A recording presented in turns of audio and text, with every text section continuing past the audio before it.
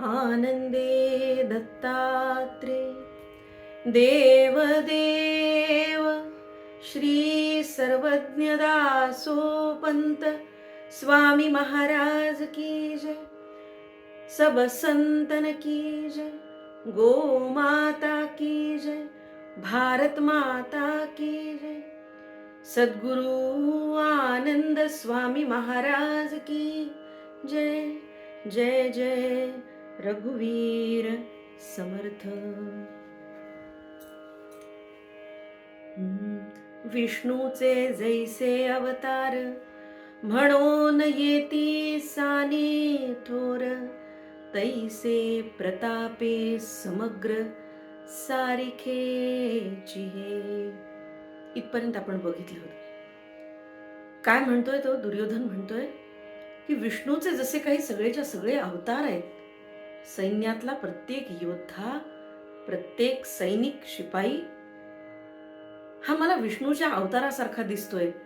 कुणीही लहान नाही, कुणी मोठं नाही, कुणी ज्येष्ठ नाही, कुणी श्रेष्ठ नाही, सगळेच तितक्याच तोला मोलाचे योद्धे जणू विष्णूचे अवतार आहेत. तितकेच शूर, तैसे प्रतापे समग्र, सगळेच तितके शूरवीर योद्धे आहेत सारिखेची. पुढे दासोपंत काय म्हणतायत आपण बघू. सागराचे जैसे वेग, उदकाचे समान अंग, तैसे धर्मवंत अभंग संग्रामी. सागरामध्ये जसं पाणी एकच आहे सगळं, पाण्याचं अंग सागरापासून असं वेगळं दाखवता येत नाही, एक जीव आहे ते. आणि तसेच या युद्धासाठी ही पांडवांची जी समोर उभी असलेली सेना मला दिसते, ती अत्यंत धर्मवंत आणि अभंग आहे. जणू काही एक जीव पाण्याचा सागर जसा असावा तसा हे सैनिक वेगवेगळे असूनही एक जीव पाण्याच्या समुद्रासारखे या मला संग्रामामध्ये, या युद्धामध्ये मला दिसत आहे. सारिखेची निष्ठा स्वधर्मी, सारिखेची संग्राम धर्मी, सारिखेची बलपराक्रमी वीर पाहे. बावन कस निखळ, सारिखेची कनक गोल, एक वाने एक मोल, रूप एक पांडवांचा दळी तैसे, वीर आपुल्या लेनिया वेशे, समान समान ऐसे जाण पुन्हा पुन्हा पुन्हा पुन्हा पुन्हा पुन्हा. मला हे जाणवतंय काय, अत्यंत स्वधर्मावरती अत्यंत निष्ठा असलेले, सारिखीची निष्ठा स्वधर्मी. बरं, ही निष्ठा एकापुरती नाहीये, एका सैनिकापुरती नाही. ते असं वर्णन करतायत की प्रत्येक सैनिकाजवळ, प्रत्येक सैनिकाच्या उरामध्ये तितकीच, सारखीच अत्यंत उग्र अशी निष्ठा आहे धर्माविषयी. अर्थात इथे धर्म म्हणजे लढणं, युद्ध करणं, सैनिकाचा धर्म. कारण ते पुढे म्हणतातच, सारिखेची संग्रामधर्मी, लढण्याविषयीचा, लढण्याच्या संदर्भातला, युद्ध करण्यासंदर्भातला त्यांचा तो स्वधर्म आहे, त्याच्याविषयी ते बोलतायत की सगळ्यांच्या ठाई अत्यंत उग्र अशी निष्ठा आहे. सारिखेची बलपराक्रमी, प्रत्येकाच्या जवळ तितकंच बळ आहे लढण्यासाठीचं, पराक्रम आहे. हे असे वीर पाहे पा. आणि हे असे वीर बघा मला दिसत आहे. आणखी कसे फार सुंदर आणि विस्तृत सैन्याचं वर्णन केलंय दासोपंतांनी. बावन कस निखळ, बावन कशी सोनं, अत्यंत शुद्ध, निखळ. पुढे सारिखेची कनक गोल, 52 कशी सोन्याचे, एक सारखे असे जणू गोळे करावेत, आणि ते सोन्याचे गोल, ते गोल एक वाने एक मोल, रूप एक सारखे, सारखेच दिसतायत.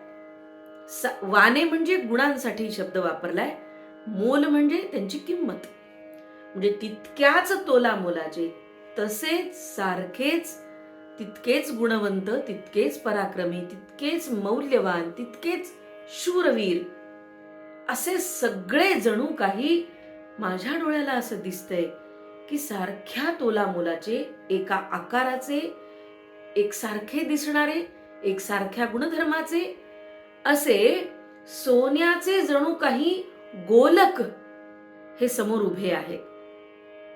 एक वाने एक मोल, रूप एक, सारख्या गुणाचे, सारख्या विजयी गुणांचे, आणि एक समान दिसणारे, जणू काही हे सगळे सोन्याचे गोळे आहेत. आणि हे पुन्हा पुन्हा ते सांगतात, पांडवांच्या दळी तैसे, हे पांडवांच्या दळी, त्यांच्या सैन्य दलामध्ये वीर आपुल्यालेनी आवेशे, उत्स्फूर्त, स्वतःहून स्वयंस्फूर्त अशा प्रकारचा आवेश, समान समान ऐसे, तो सुद्धा सारखा आहे त्यांच्यातला, आणि तेही मोठ्या आवेशाने हे सैन्य पुन्हा पुन्हा उसळत आहे. आणि अशी जाणीव या दुर्योधनाला होते आहे. वरी अनंतु तो पाठीराखा, अधिकार हा ऐका, यये अर्थी आशंका आथीची ना. इतकंच आहे का? नुसते सोन्याचे गोलक आहेत, गुणधर्मी, उत्तम पराक्रमी शूर नरवीर समोर आहेत का? सारखेच आहेत, तितक्याच तोला मोलाचे आहेत, पराक्रमी आहेत, बलवान आहेत? नाही. त्याच्याहून महत्वाची आणि वेगळी, ज्याला दखलपात्र गोष्ट म्हणूया, त्याचा उल्लेख ते पुढे करतात. ते म्हणतात की आपल्या आवेशाने हे सैन्य तर लढतं आहेच, उत्स्फूर्त आहेच, स्वयंस्फूर्त आवेशाने ते समोर येत आहे, पण त्याचबरोबर या सगळ्याच्या उपर वरी अनंतु पाठीराखा, या सगळ्यांचं तर आहेच अस्तित्व, पण या उपर वरी अनंतु पाठीराखा, तो प्रत्यक्ष अनंत श्री कृष्ण परमात्मा या सर्वांचा पाठीराखा आहे. अधिकार हा ऐका, हा मोठा अधिकार आहे पांडवांचा, आणि या अधिकाराच्या संबंधाने यये अर्थी आशंका ते आथीची ना. आणि त्या संदर्भात मात्र खरोखर शंका घ्यायला अजिबात कुठे सूतभर जागा नाही, कारण पांडवांचा अधिकार तो आहेच, आणि त्यासाठीच तर भगवान श्रीकृष्ण परमात्मा प्रत्यक्ष तिथे उपस्थित आहे, त्यांचा पाठीराखा आहे. आता भीमा अर्जुना समान, योद्धे ते कवण कवण, राजे पृथ्वी पाळआन, तयाचे संबंधी, ऐसा प्रश्न कराल, तरी तेही सांगजतील, आता मन निश्चल करुनी ऐका. भगवान श्रीकृष्ण त्यांचा पाठीराखा आहे, यामध्ये शंकाच नाही. हा पांडवांचा अधिकार आहे आणि तो तुम्ही ऐका. आता भीम आणि अर्जुनाच्या समान जे कोणी आणखी योद्धे आहेत, कोण कोण आहेत? आता भीमा अर्जुना समान, योद्धे ते कवण कवण, राजे पृथ्वीपाळ आन, तयांचे संबंधी. कोणाच्या संबंधी असा जर तुम्ही कोणता प्रश्न कराल, ऐसा प्रश्न कराल, तरी तेही सांगजतील, आता मन निश्चल करून ऐका. केवळ भीम, अर्जुन किंवा हे 5 पांडवच फक्त योद्धे आहेत का? सगळं सैन्य तर मला हे एकसारखे कनक गोल दिसतायत, सारख्या गुणांचे, सारख्या बाणाचे, सारख्या रूपाचे. पण त्याचबरोबर ते कोण आहेत नेमके? हे कनक गोल आहेत तरी कोण? इतकं मोठं सैन्य, या सैन्यामध्ये आहे कोण? असा जर तुम्ही प्रश्न विचाराल की हे योद्धे भीमा अर्जुनाच्या शिवाय कोण कोण आहेत, तर या पृथ्वीचे पालन करणारे इतर ठिकाणचे अनेक राजे आणि राजांच्या व्यतिरिक्त इतर कोण कोण आहेत, असं जर तुम्ही त्या संबंधानं विचाराल तर मी तेही तुम्हाला सांगेन. आता तुम्ही मन तुमचं निश्चल करून तुम्ही मी जे सांगणार आहे ते ऐका. पुढे युयुधान या शब्दावरती दासोपंत भाष्य करतायत. ईश्वराचा तृतीय नयनू तया आगळा का समानू, तो राजा युयुधानू आपुलेन सैन्येशी, देखिलाची पुरे नयनी. भिडता युयुधानू रणी, काळिजाचे होय पाणी महाशूरा. सांडूनी जावे रणा, देखोनी युयुधाना, तयाची वेगळीची सेना पैल पाहे. आला रे आला म्हणती, आला रे आला म्हणती, वैरी सन्मुख न होती. हातीची शस्त्रे गळती, तो हा युयुधानू. प्रतापाचा हा सागरू, प्रकोपाचा महापुरू. युयुधानू नरेंद्रू पांडवदळी. युयुधान या शब्दावरती दासोपंत भाष्य करतायत. हा जो सुरुवातीला पांडवांच्या सैन्याचं वर्णन करतोय दुर्योधन, आणि त्या सैन्याकडे दृष्टिक्षेप टाकल्यानंतर त्याला सगळं सैन्य दिसतंय, त्याचं वर्णन तो करतोय. चतुरंग दळांचं वर्णन त्यांनी केलंय आणि तो असं म्हणतोय आता आचार्यांना की भीम आणि अर्जुन यांच्या समान जे मला योद्धे इतर दिसतात, जे मी म्हणालो की कनक गोला समान आहेत, वाण गुण आणि रूप यांचं सगळं एक समान मला सगळं समोर दिसतायत. पृथ्वीचे काही ठिकाणचे राजे आणि इतरही अनेक जण या संबंधाने इथे उपस्थित झालेले आहेत. ते कोण आहेत असं जर तुम्ही मला विचाराल तर मी त्या प्रश्नाचं तुम्हाला उत्तर देईन. ते तुम्ही निश्चल मनानं ऐका. युयुधान या शब्दावर भाष्य ते करतात. ईश्वराचा तृतीय नयन, प्रत्यक्ष ईश्वराचा तिसरा डोळा, शंकराचा तिसरा डोळा. आपल्याला माहिती आहे हाच शब्द का वापरला दासोपंतांनी? इतर कुठल्या उजवा हात वगैरे असं म्हणता आलं असतं दासोपंतांना, प्रत्यक्ष ईश्वराचा उजवा हात. पण युयुधानूच्या संदर्भाने जी विशेषणं त्यांनी लावली आहेत ना, ते त्याच्या पराक्रमाच्या संबंधानं अतिशय समर्पक आणि यथोचित त्याचं वर्णन करणारी आहे. युयुधानाचा पराक्रम कसा आहे, त्याचं युद्धभूमीतलं नेतृत्व किंवा त्याचा आतापर्यंतचा जो पराक्रम आहे, त्याची जी युद्धवृत्ती आहे, युद्धनीती आहे, याच्या संबंधानं दासोपंतांनी भाष्य केलेलं आहे. ईश्वराचा तृतीय नयनू, प्रत्यक्ष भगवान शंकराचा तिसरा डोळा. आपल्याला माहिती आहे तिसरा डोळा केव्हा उघडतो? प्रलयंकारी प्रकोप जेव्हा भगवंताचा होतो, महादेवांचा होतो, त्यावेळेला अत्यंत क्रुद्ध झाल्यानंतर तिसरा डोळा भगवानांचा उघडतो आणि म्हणून युद्धभूमीवरती सज्ज असलेला हा युयुधानू असं त्याला म्हटलंय त्यांनी. हा युयुधान याचा जो पराक्रम आहे तो ज्या आवेशाने शत्रू सैन्यावरती तुटून पडतो, तो आवेश, तो क्रोध प्रत्यक्ष शंकराच्या तिसऱ्या डोळ्याप्रमाणे. आणि म्हणून त्यांनी वर्णन केले, ईश्वराचा तृतीय नयन तया आगळू का समानू, अगदी त्याच्यासारखाच, त्याच्यापेक्षा वेगळा नाहीच. तो राजा युयुधानू आपुलेनी सैन्येशी, देखिलाची पुरे नयनी, भिडता युयुधानू रणी, काळिजाचे होय पाणी महाशूरा.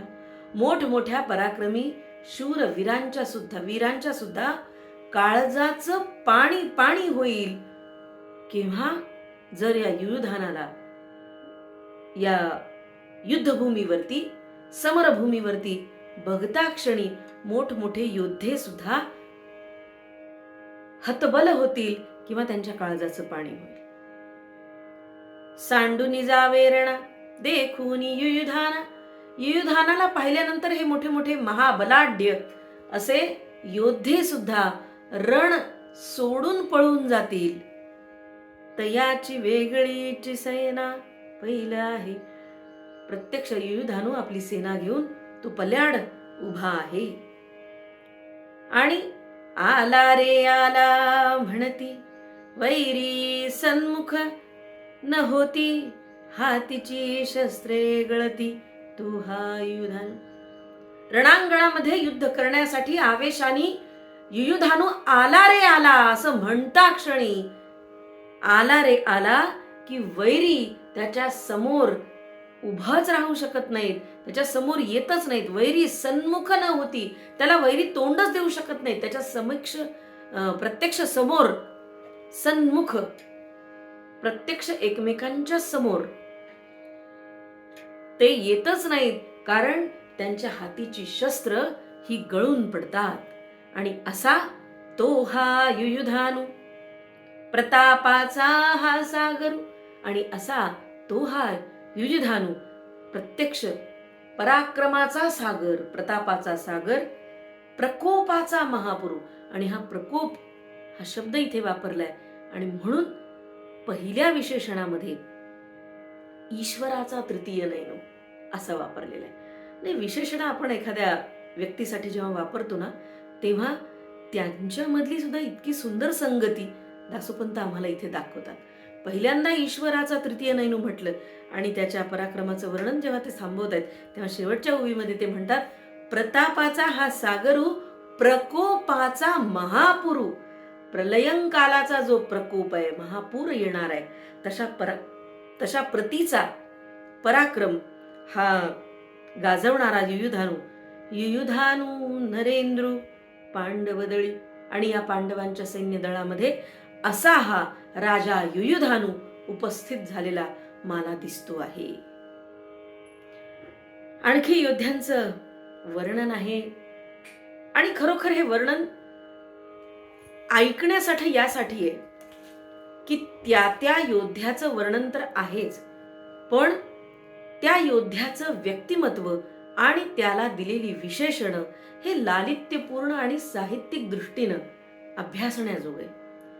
आणि युयुधानाचं वर्णन जेव्हा दासोपंतांनी आम्हाला इथं केलेलं आहे, तेव्हा ईश्वराचा तृतीय नयनू म्हणून जी सुरुवात करतात, ती प्रकोपाचा महापुरू अशा प्रकारच्या संगतीनं ते युयुधानूचं वर्णन या ठिकाणी करतात. आणि असे अनेक राजे, युयुधानूसारखे अनेक राजे या युद्धासाठी पांडवांच्या दळामध्ये आपलं स्वतःचं सैन्य दळ घेऊन उपस्थित आहेत. आणि याचं वर्णन दासोपंत या पुढच्या ओव्यांमध्ये करतात आहेत. ते आपण बघू नंतर पुढच्या भागामध्ये. आज इथेच थांबते. आनंदे दत्तात्रेय देव देव श्री सर्वज्ञ दासोपंत स्वामी महाराज की जय, सब संतन की जय, गो माता की जय, भारत माता की जय, सद्गुरु आनंद स्वामी महाराज की जय. जय जय रघुवीर समर्थ. धन्यवाद.